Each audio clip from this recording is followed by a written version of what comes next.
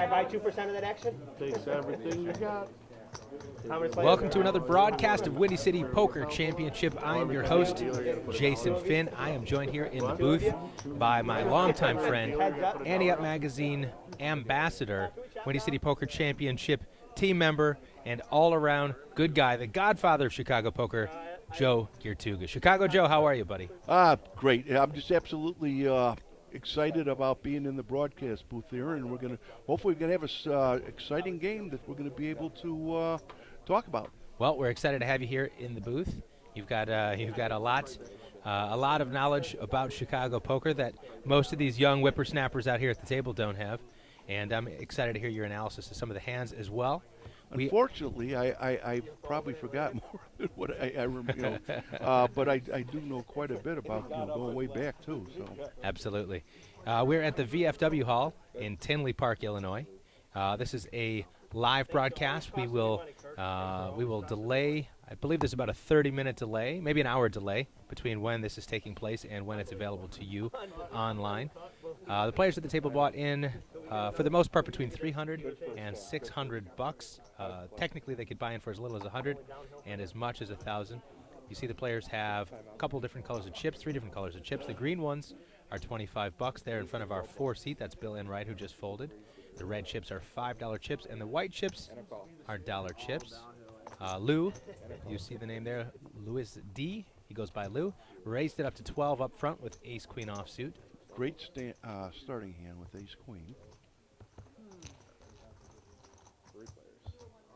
And he's got 2 callers. These guys are excited to play a hand in front of the cameras, I think, Joe. Yeah, Chris here, 7-2 offsuit. I guess that can lead to some very exciting hands. Pre-flop. He doesn't want to get into a showdown with Mike, who's got 8 deuce. He's got him pipped. And neither Mike nor Chris liked that flop with their 7 and 8 high. This is a great board for ace-queen. And especially when you got the board is paired and... Yes, indeed. So I have got the player who's showed up as Mike is not Mike. He's actually Jeff Weingartner. He's right behind Bill right there. I think we've got our graphics backwards. I know Jeff. He's been at quite a few of the charity events over the past 6 months. Got an early call from Bill with a suited Jack-9. And Chris is going to get in there with his suited king. Raised to 22. There's Mike. That graphics issue was repaired. Mike C with pocket 9s is going to raise it up to $22 to go. The blinds are 1 and 2 with a mandatory $5 straddle. It's effectively a 2-5 game, Joe.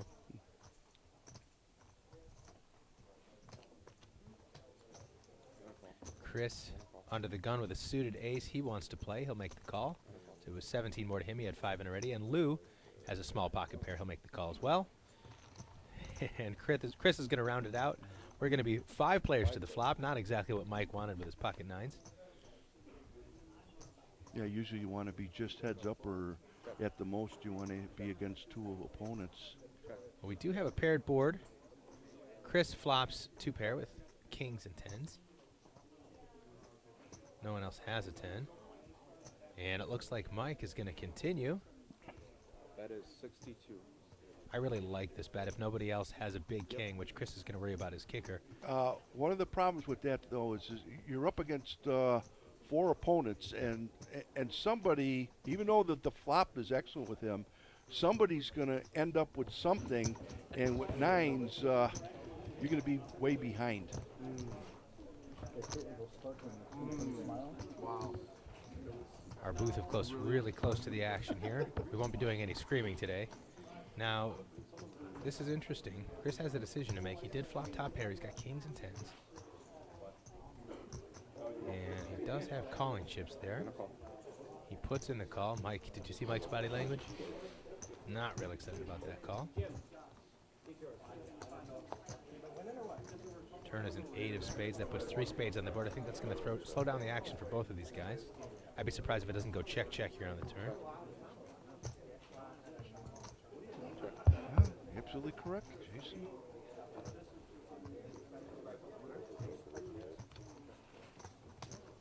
And our river card. Our graphics haven't caught up yet, and I can't see that flop cam there. They both check, and Chris is going to turn over to the winner. Kings and tens. I'm happy.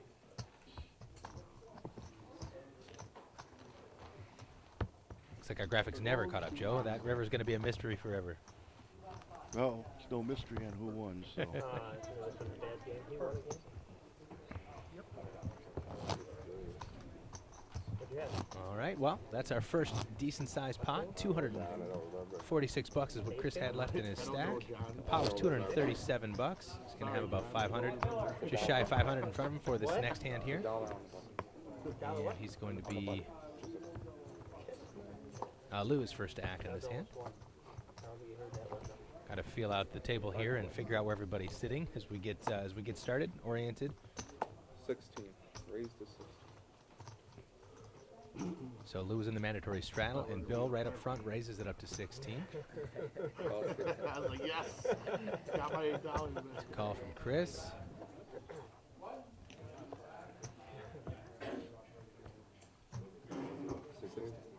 And a call.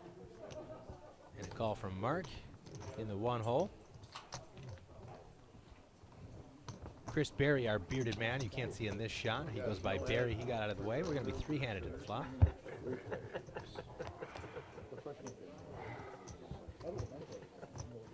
Check. And we've got about as much information as the players at the table, Joe. Bill That fires is a continuation 22. bet. Looks like 22 bucks. Can I see a turn?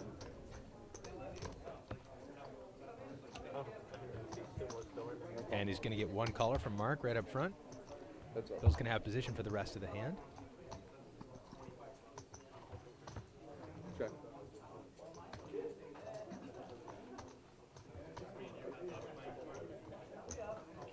Bill fires again. That's 50 bucks.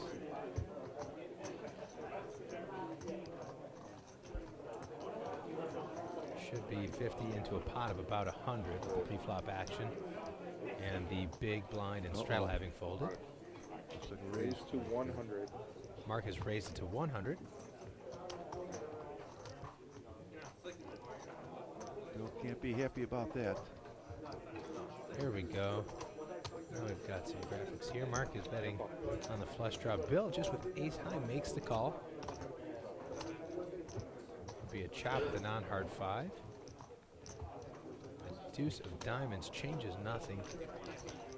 Bill still with the best hand with ace queen high. Let's see if Mark has the fortitude to fire again. Check. He's going to check.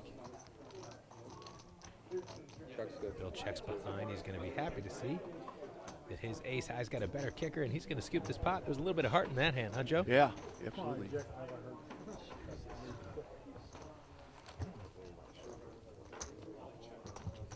know, it's funny when you see a deuce tray 4 on the board and you've got an ace, you think, oh, I've got a straight draw as well, even though there's that 6 there on the turn. Of course, if the 5 comes, they both have a 6 high straight. The ace is irrelevant, regardless of the fact that his opponent did or did not have an ace.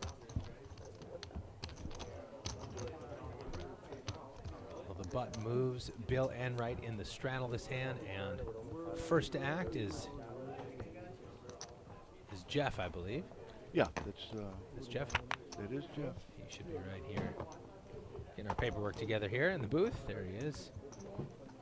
And looks like Chris wants to play again. He is itching to get into a hand. He raises it up, makes it 16 to go. This is great. We asked all the players before they sat down, Joe, a handful of questions. And one of them was, what was your biggest tournament or cash game score? And Chris said his biggest score was the bad beat jackpot he won for $25,000. Well, he's probably not alone. There's probably a lot of people that can claim the same thing with all these bad beats going around. I would love to have scored a $25,000 bad beat. I just love the answer. I'd never seen anybody answer it that way before. He's got a real hand this time. He's got Raised to pocket 75. nines. He raised it up. Yep, Got 3 callers. 75. Back round to Bill, who's got Raised to 75. the queens. What do you think of that raise size, Joe? It's good. You got a pair of nines. You got to start thinking that you're behind here. And the problem again with nines is that you really only got 2 cards that can help you. Yeah, absolutely. It's also a great spot to get squeezed. I don't know how well he knows Bill. But when you make it 16 and you get a few callers behind you, there's a decent chunk of change in the pot. And a call. He is going to make the call.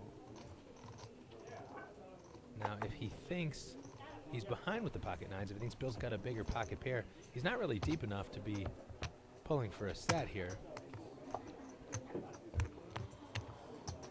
Well, that's the problem. I mean, he started out playing it correctly with the raise, and then when something comes back like that, it's very difficult playing nines like that. And there's a case for folding them at that point. Absolutely. His stack size is a little less than 1.5 times the size of the pot. This is a great flop for Bill, and it's a terrible flop for Chris. That paired board is going to make him think he might have the best hand. Both players check.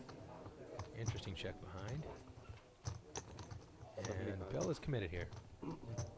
Pair of kings, you got to think that whatever he has, doesn't have a king.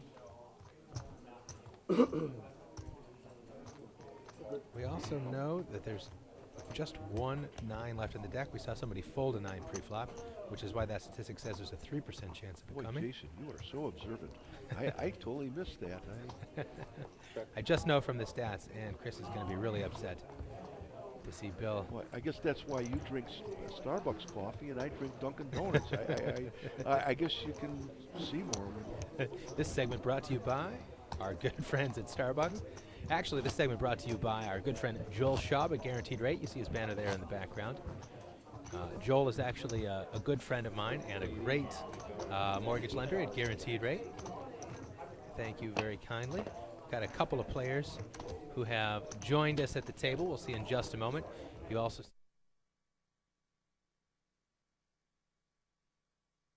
a couple of our great sponsors. We had your friend, the Game Hunter. Jim the Game Hunter, yes. He's coming in seat 1. He's from Mokina, Illinois. That sounds like somewhere near where you might be from, Joe. He just recently moved there. I believe he was in Lockport or whatever. But matter of fact, when I go to Vegas, he's one of the guys you want to be with. Again, there's a group of us that go there every year for the main event, and he does a lot of the coordinating with the dining. And I'll tell you, I ate well and went to a lot of great places with him. Excellent. And in the 10 seat, just to his immediate right on the other side of the dealer, is Nick Aranda. Now Nick is a stud. He's got some good live success. I saw him go deep a couple of times this past summer. I ran into him also out at the World Series of Poker. He's got $136,000 in lifetime winnings. Most recently, back in July, he played the $200 No Limit Hold'em event, the Bounty event at the Deep Stack Extravaganza in Las Vegas, and finished 12th for a few $100. But just before that, in the Colossus, he cashed for $5,000.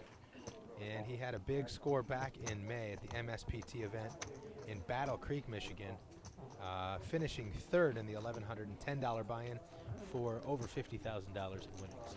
So One he's on thing a little I find run. interesting about him is just his posture at the table and looking at him. You get the impression that he's a good player. And his composure, it just seems like he's very well adapted to the situation that he's in there. Absolutely. Well, your buddy here, Jim, sat down, was dealt an ace-jack on the very first hand and flopped an ace. Josh drawing to a flush with the king of spades in his hand. And Chris Berry's going to get out of the way. He was there on the button with pocket eights, didn't improve. 27 and 249 pot is...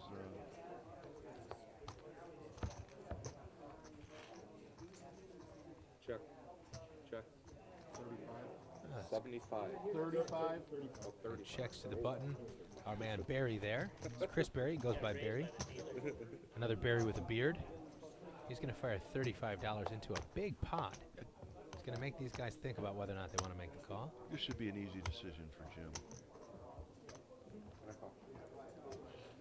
And Pair of eights. Barry's going to show his eights. He was hoping nobody had an ace and he could get somebody to fold a queen, perhaps, or a bigger pocket pair.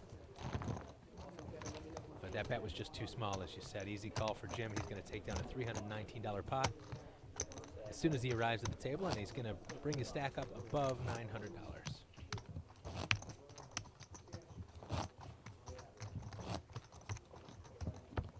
Button's in the 4-seat. Bill Enright's the small blind, which is buck. $2 for Jeff. And then the mandatory straddle will be there in front of Chris Orth. You can see he's got 5 $1 chips there with Mike C first to act on this hand. Mike in the red t-shirt with pocket sevens right up front. Boy, I feel like I always get pocket sevens right in that first seat, Joe. It's tough to play from up front. Josh Danduran out of the way, as well as Nick. The game hunter, Mux, is queen high.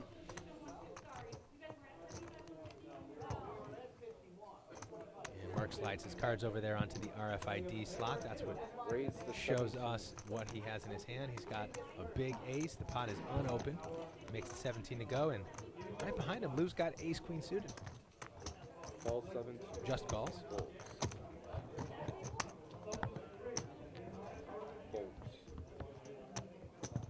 Call 17. Chris likes his 8 deuce.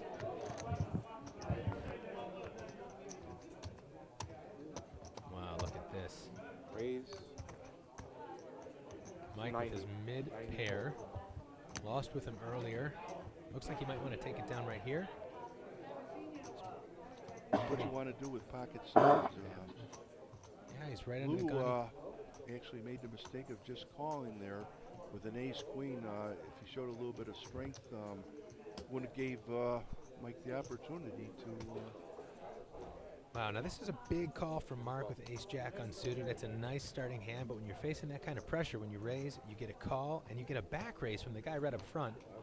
You got to think about the sorts of hands that people limp and re-raise with, and generally, they're hands like ace-king or a pocket pair of at least sevens, usually even bigger than that. Ace-jack is a chromatic hand, and anytime you play it, it's very, very difficult. If you hit the flop with the jack, you don't know if there's overpairs, and if you hit the ace, you don't know if you have kicker problems. Absolutely, and Chris liked his 8 high, but not so much he was going to call 75 bucks, and he mucked before our camera could even get over there. Oh, wow. Well, Mike is really happy about his back raise here. Wow. He flops top set. Unfortunately for him, Mark and Lou, neither of them have any part of this board. And I wouldn't expect to see either of them continue after this bet here. Mike Bet is 75. puts in another 75 bucks. That's a nice small bet relative to the size of the pot. Yeah, and he doesn't want to really scare anybody out of the pot. 75. Wow. Wow, Mark went all in for 216 bucks. He's not going to be real happy to see the results of this hand. And a fold. There's no version of the world where Mike is folding, despite the fact that he's losing to 4-6. You got me. You got me. You got me back. Mark Well, says you runner got clubs me. is about, there's only That's absolutely right, Joe, which actually is not as rare as you might think, but now it's all over. Mark had about a 7% chance of winning when all the money went in on the flop, an 8% chance of winning, but that's it. And it looks like he's going to go collect some more chips, and we'll see him back at the table. This is a cash game to our folks watching at home, not a tournament. That means you can rebuy or add on at any time up to the table maximum of 1,000 chips. So Mark has the option to go purchase some more chips and rejoin us at the table.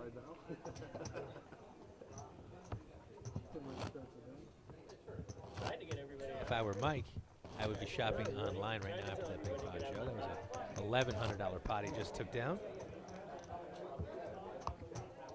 That was pretty close to a gift as well.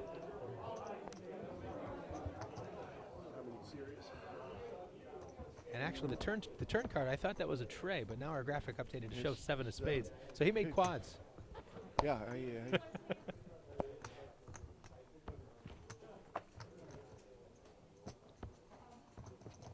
Call.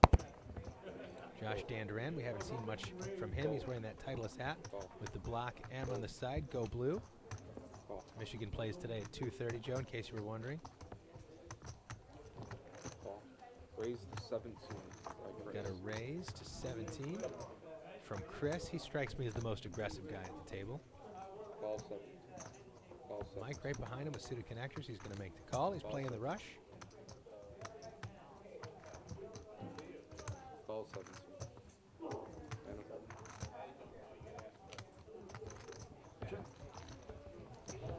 Five players. Dark check. First wondering, that hand that Mark just lost, Joe, that sometimes that's the way the player plays, and sometimes that's a situation where you're at the TV table, you want to make a big splash, you want to make somebody lay down a better hand, perhaps, in front of the cameras. We just don't know if he was affected by being at the television table in terms of the way he played that hand.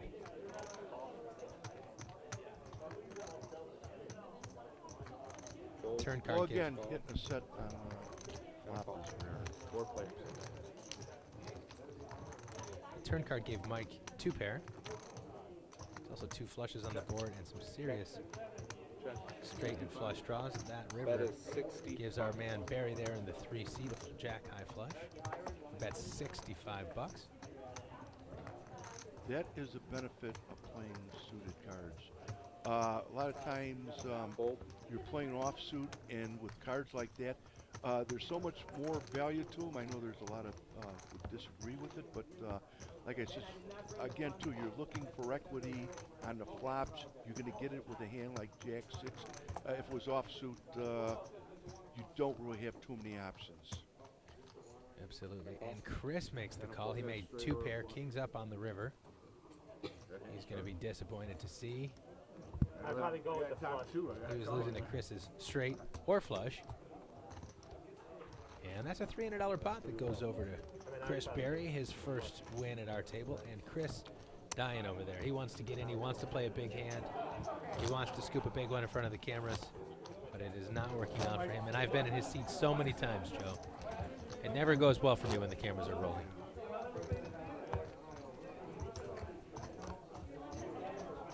A little bit about Barry, Chris Barry there. He's 30 years old.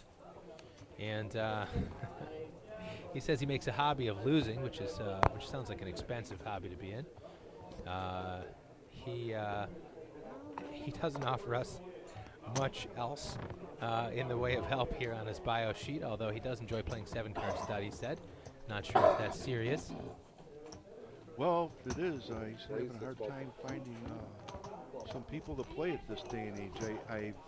It's getting rarer and rarer being played, except for in the mixed games. It's, Yeah.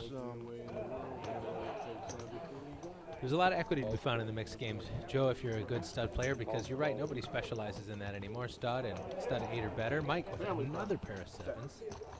This is incredible. We don't know what Barry's cards are. He raised it to 12. And he gets a call from Chris again with a suited 8-5, the Bears, as we call it around here. So 3 players to the flop, 9, 6, 4, 2 spades. And Chris makes a pair, and he's got a gut shot straight draw. 12 bucks. Mike also with a gut shot straight draw, a better one in fact, and he's got a pair. And it looks like he's reaching for some raising chips. I don't Raise blame to him. 32. Unless he puts Chris on a flush. His hand is probably good here, especially when Chris checked the flop, which was a 9-high flop. Hands I might be afraid of would be 6-5 or 5-4 if I were in Mike's spot. And another spade on the river. I think both players are going to check. And Mike will win another one at showdown, but he's trying to decide whether or not. Check, check. Okay, 2 checks. Chris shows a 5. Eventually. And Mike's going to scoop another pot. This one a little bit smaller, $85 pot. Everyone counts. Lucky 7s.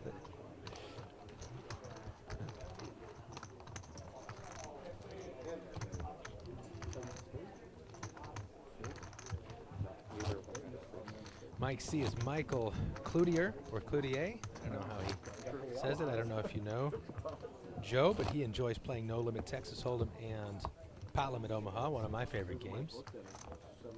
He is a builder by trade, but if it keeps going this way, he might take up poker as a full-time hobby.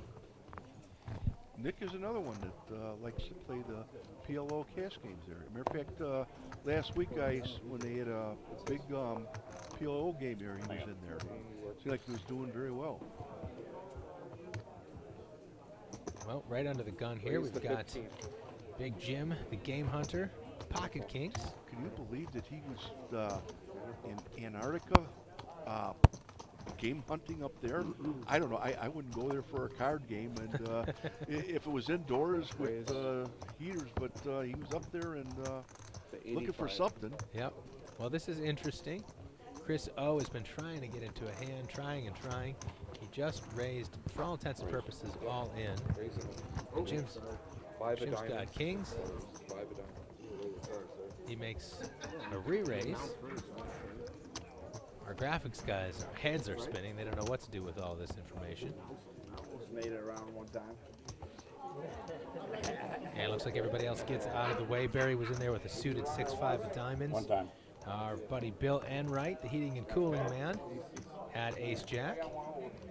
And Showdown here or we what? do indeed. Chris O, I just heard him say he's got one over. He's got ace something. We'll see in just a moment what he had.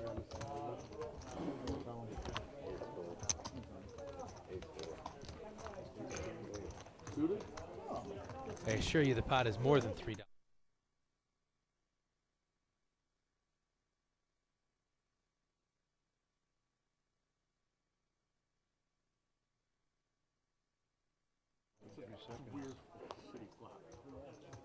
Well, I don't know if you heard that, but our producer Kirk just popped his head into the room. We're having some network issues, so I apologize to all of you at home. That's why the graphics are out of whack and out of date, and we didn't get to see a whole lot there, but I'll tell you this, Joe. The game hunter, I think. He had his kings cracked. There must have been an ace on that board. Yep, I heard Chris off camera say that he had an ace. He had one overcard in his hand. We didn't get to see the board. We didn't get to see the graphics, but we do get to see Chris finally happily stacking up his chips. And that's my philosophy too, Joe. If you can't win a hand, you get all the money in there bad, and it always works out for you. that's how it seems to go for me some days. Well, he's got a little bit bigger stack there in front of him, an opportunity to start doing some rebuilding. Mark's first. He's got a suited 10. Not real connected. Raise to 15. But he's ready to get in on the action. He's going to make it 15 to go right up front. Lou makes the call with a better 10, suited 10-9. Jeff out of the way with a lousy ace. Chris calls with Queen Jack. Mike C on the button with 9-8. A lot of connected cards this hand. Nick waiting for a good spot. He's going to play a little bit tight and see how the rest of his opponents play. Nick A, that is, in the 10 seat.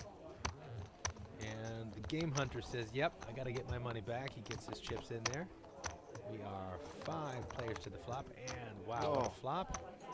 Top 2 for Lou.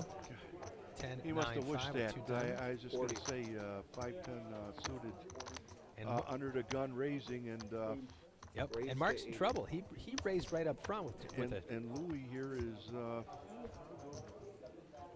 There we go. These guys are going to get all the money in here, Joe, because when you raise up front with a hand like 10-5 and you flop 2 pair, you get married to that hand. And he's in big trouble against Lou's hand. Falls 80. Chris has got 2 overcards and an open-ended straight draw. That actually might slow down the action. Behind, let's see what happens. Mark is short stacked. I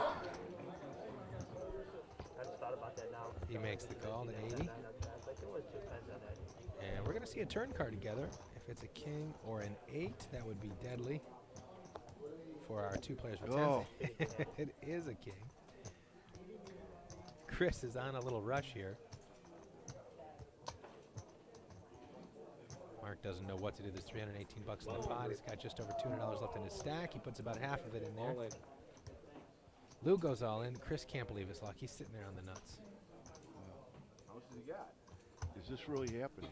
He says, okay, I'll put my chips in, but he didn't put them in too fast. He's hoping Mark's going to put the rest of his chips in as well. He's pretty much pot committed there, I said 233. especially with 2 pair. Absolutely. There's $728 in the pot. Looks like he's got about 105 bucks behind. Only 10 off. And the question is, he thinks he's got 4 outs. He's got 0 outs, Joe. He's going to run heads up. Theoretically, he wants to be getting about 11 to 1 on a call, but it's awfully tough to fold for your last 105 bucks in this spot. He puts the money in. Chris is going to be thrilled to see that they're sharing cards. A 5, a 9, or a 10. The only cards that change anything. An 8, Get the diamond? ship it.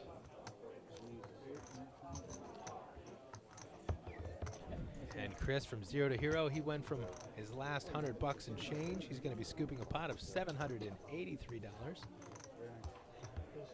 What a roller coaster.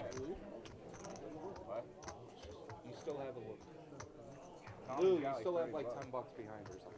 30. Donated, Lou. And Lou got up to get some chips. He's still got $10 on the table. If I were him, I'd still be getting more chips. What are you going to do with $10? Mark has to exit his seat for a second time in this first hour of play. Go figure Fisher's the one that didn't want the flush to come out. That's usually what he's used to. Out, half hour. So Lou is a bowling fanatic. Joe, he's from Burbank. He loves to bowl, and his favorite poker player is Daniel Negreanu. $8, guys. $8. He has been to a few exotic and crazy fun places, like Guam, Saipan, Japan. And that's because, Joe, he's single and he's got no kids. I'd be in all those places right now, Joe, if I had no kids at home. Well, he has a girlfriend. Well, there you go. He's had a couple of small scores over the years, our man Lou. He won about $1,000 in a tournament, but he's taken home $3,000 in a cash game before. The pots are not raked in this game, Joe. You see $8 out there in front of Lou. Every half an hour, a rake is taken, a timed rake.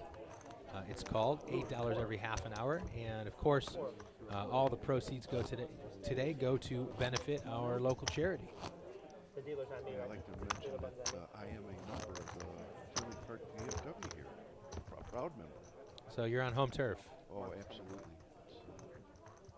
What's the dollar for on the dealer button? I'll deal them. Are you coming back?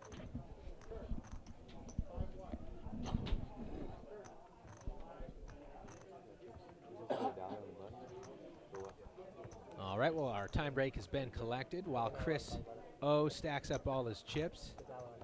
We're going to play the next hand. Lou, pretty short stack there. I can't even see his chips, but they're hiding behind his hand. There he goes. He's all in for his last 8. Oh, what a hand for ace your king. last 8. Jeff has 8-6 offsuit. He's going to make the call. Chris finally finds a folder, Joe. Mike's out of the way. Nick A still going to wait for his opportunity. And Mark M there with a new stack of chips. He's got 6-4 unsuited. Mildly connected hand, but it's a small price to pay. 3 players.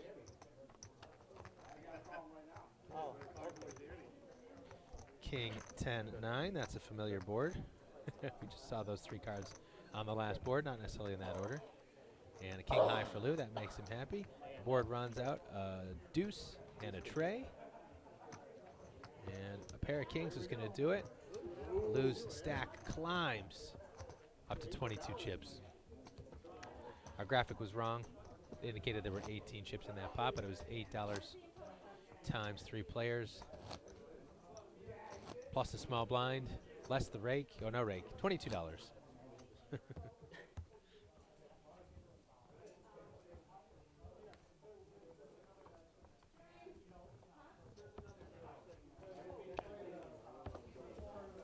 You see Barry there looking like the great American samurai. He's in the mandatory straddle for $5. $8 start every pot. Jeff Weingarten looking for the right spot. He folds Jack 10. Mike C out of the way. Josh D with 10-5 out of the way. Nick is on the button. He has not played a hand yet. It's an unopened pot. And he decides to wait for a better spot. I don't know if I would have been able to help myself. He's got more discipline than Nick, I do. again, too, very disciplined at the table. He's waiting for the right spot at the right time, in other words. And plus, he's got an exciting group of players here, so I think that when he gets involved, he's not going to be holding nothing. Well, Barry got a walk there, Joe, and that's pretty incredible given the hands that people have been playing with and the sort of action we've seen so far with speculative holding that everybody decided they weren't going to play this one, and Barry gets an extra $3 added to his stack. Bill Enright first to act this hand. He's got a suited queen-jack. Quite tempting. You never want it in that first seat, but you can't resist playing it. He's going to limp in for $5. Jeff, another ace, gets out of the way. Josh Dandurand, 10 deuce suited. He folds. sorry. He calls. Nick folds on the button. And Mark in the small blind completes with ace-9 suited. 8 high flop, 8-4 deuce. Josh D actually the only one to get a piece. And, Bill has a flush draw here, but and he also has top pair now. The jack on the turn. Might have my coffee cup in the way of the graphic there for you, Joe. Sorry about that. And he's going to take down a small pot of 35 chips. Jeff's playing a really intense game of Words with Friends or something. Is that why he hasn't put a chip in the pot yet? I think he's busy texting over here that haven't had a chance to get involved in the game, in other words. But Well, he's first to act this hand, and for our sake and his, I'm hoping he's got something big, something he can play with, but he does not. We know before he does, he's got queen deuce unsuited. And Chris, who wanted to play every hand, wasn't at the table. He missed his ace-king. Josh D makes the call. Behind Mike sees raise. Mike has jack-10. Josh with an unsuited ace-8. Nick out of the way again. Mark on the button with 4 tray.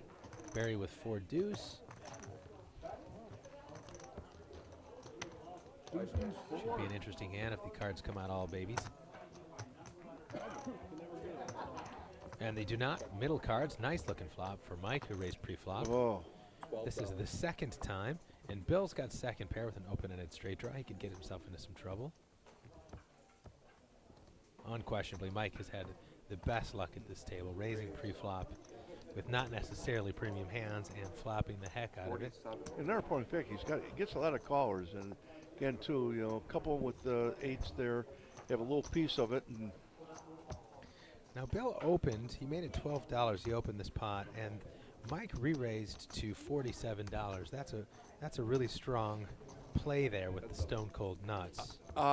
there's two schools of thought behind that. Number one, again, too, some people are just like, hey, want to take it down in case board pairs or something, whatever. But to me, I'd like to put just a value bet in there to get as many people as I can in there, because if that holds up, you're going to be in great shape going into the river. Just build the pot up a little bit at a time. Absolutely, and now this is really strong here on the turn. He bets 120 bucks. Plus, you got 2 draws now. You got the clubs and you got the diamonds. Right. Of course, if he knew what Bill had, he wouldn't have any concern at all about giving him a free card. Bill trying to figure out his odds here against Mike with pretty much any other holding Mike has. He says, well, if Mike's got a set, I need to make a straight. If Mike's just got top pair, I've got lots of outs to make my straight or my 2 pair or my trips. But this is going to be too big of a bet for Mike to call. I'm expecting a slow fold here, Joe, after he does the analysis. And there we go. Jason, you were correct.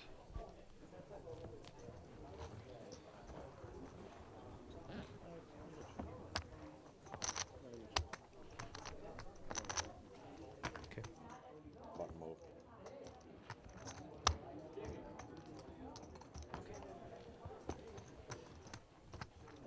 All right, well, this hand, our man Jeff is going to be in the mandatory $5 straddle, and we're gonna join you for this hand. This will be our last hand. Joe and I are both going to get into a 1 o'clock tournament I here. can't wait to get in that tournament with you there, Jason.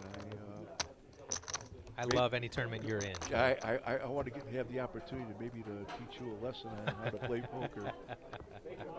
I'm waiting. I probably could use a lesson, Joe. That's true. Jeff in the straddle here. This is going to be our last hand, but we're going to let the action play. Chris gets there just in time to get it in there, and he didn't look at his cards, but I don't know what difference that would have made. He's played just about every hand. Josh Danduran with ace-10. He's just going to make the call, and Nick right behind him with ace-queen suited. Has raised it to 25, and he's going to get a call anyway. So as I said, you're going to get to see the raw footage of these hands. You can watch these players play. Lou, again, ace-king, and again all in. That's for less than the size of Nick's bet. Chris makes the call with 9-6 unsuited. Josh is going to call. It's not too much more, and the action's not reopened. Nick can't put in another bet, so it's a safe place to call. It's about $100 in the pot. Lou will collect the main pot of his 15 times the 4 players, Oh, 60 look at bucks. this with Nick. He's got a nut flush draw. He does. He's also got 2 overcards. I expect him to put in a continuation bet. He makes the bet 50 bucks.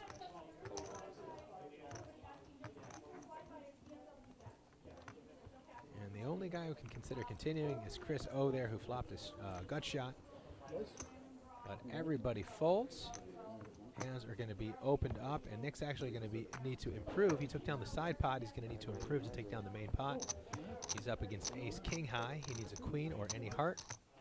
Tray of clubs doesn't help, and the king on the river seals it. Lou is going to collect another pot, and he's going to go from rags to riches very, very slowly today, Joe. All right, that's it for us, folks. For Joe Giertuga, I'm Jason Finn. You're watching Windy City Poker Championship. Enjoy the raw footage, and we'll see you later for the final table of today's main event.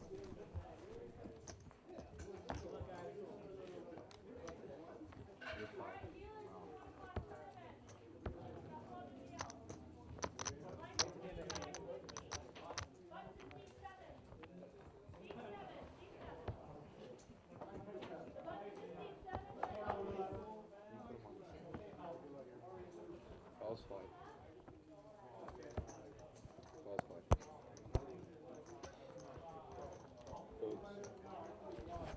Folds.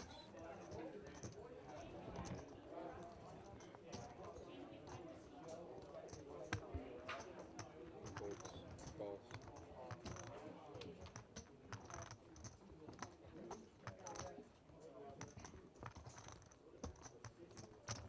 Raise the $20.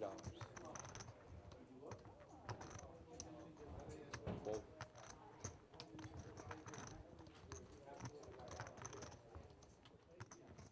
False 20. False 20. And a call. 4 plays.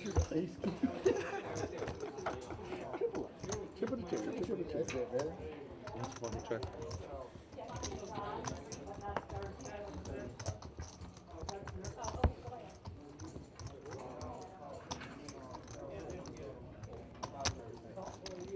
Bet is 40.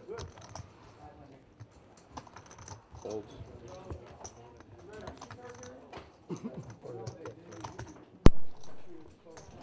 False.